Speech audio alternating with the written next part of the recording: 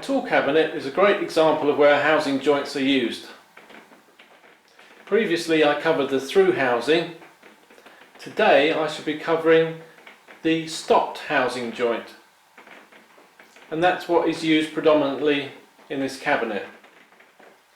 This joint is an excellent example of where the stopped housing has been used. You wouldn't know there was a housing joint there at all. It looks like a butt joint. And that's because we haven't carried the groove through the face of the board. These two small pieces of cherry are going to form a shelf and a shaped bracket in a small cupboard. I want them to be flush at the front. For that reason I'm going to use a stopped housing joint. This is the front of the shelf, and I want to hold back the groove roughly 1/8 of an inch. So I've marked 1/8 of an inch back here. Now I can square the lines across for the groove, just as in the through housing, but stopping the knife line the 1/8 of an inch in from the end.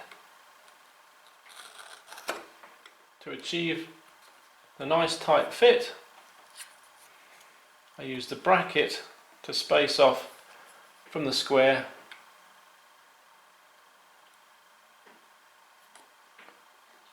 and make a mark.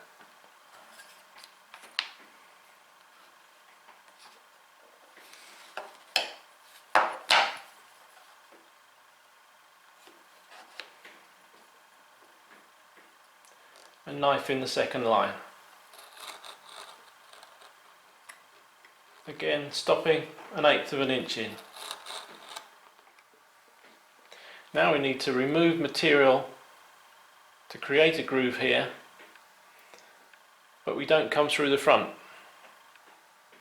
Sawing without coming through the front is going to be very difficult, because the saw is just going to keep butting up against the solid work. So we first need to chop out a little relief gap at the end. Using the bevel edge chisel, I can just pare away into what will be the end of the groove.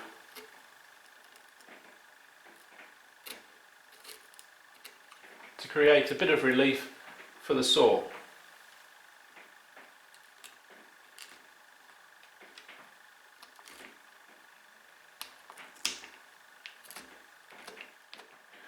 Now I can make a V to the knife line with a chisel, either by scoring like so,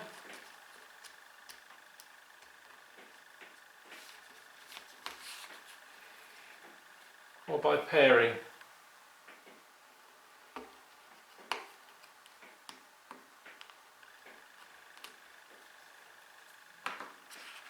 In this joint I could very quickly move on with the chisel to get the work done, but in larger work you'd now use a saw in the V you've created, and using the gap at the end that you chopped to saw down to the depth of your groove.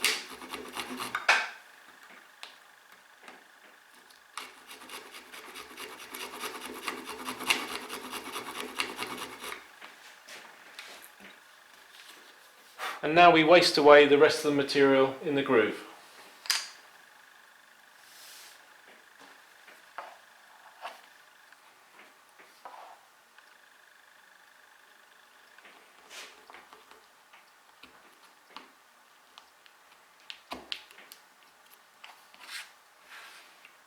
I'm conscious that I've done this on a very small piece, but obviously you can scale this up as large as you like.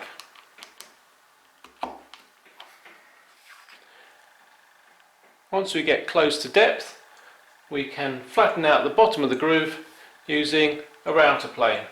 And because this is so small, I'm using the miniature router plane.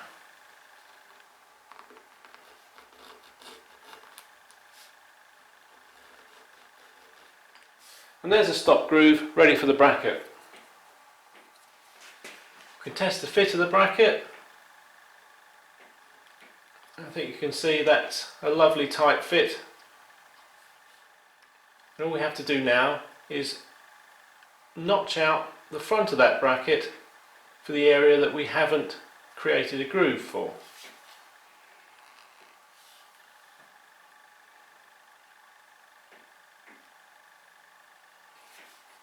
Push the bracket up to the stop at full depth in the groove and just put a faint knife line across the front 1/8 of an inch in this case.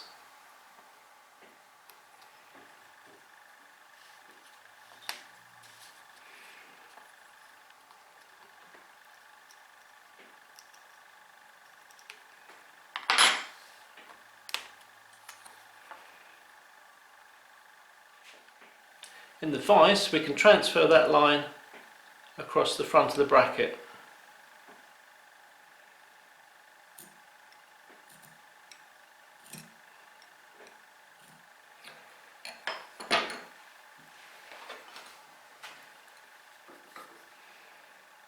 Notch for sawing.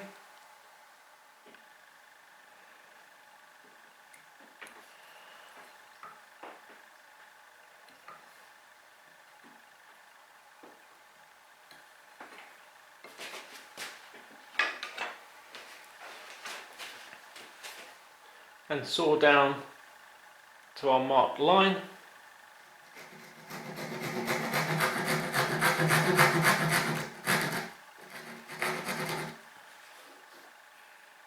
And cut the notch out.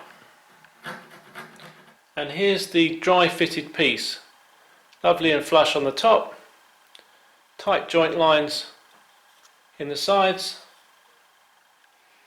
clearly a tight fit because it's not falling out. That's ready now for the bracket to be cut out and then glued together.